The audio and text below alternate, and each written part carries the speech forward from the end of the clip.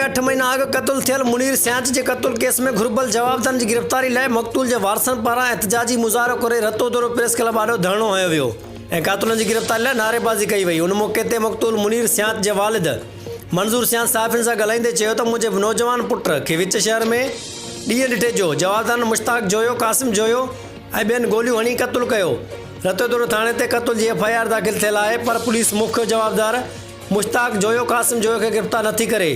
हिन चयो त जवाबदार पंहिंजे ॻोठ में वेठा आहिनि, सरेआम शहर में घुमी फिरी रहिया आहिनि, पर पुलिस कख भञी बीहणो न आहे कयो। हिननि DIG ऐं लाड़काणो इरफान बलोच SSP लाड़काणो मसूद बुंगश खे इंसाफ़ जी अपील कंदे चयो आहे त क़तल केस में घुरबल मुख्य जवाबदार मुश्ताक जोयो क़ासिम जोयो खे गिरफ़्तार कयो वञे ऐं असांखे इंसाफ़ ॾिनो वञे।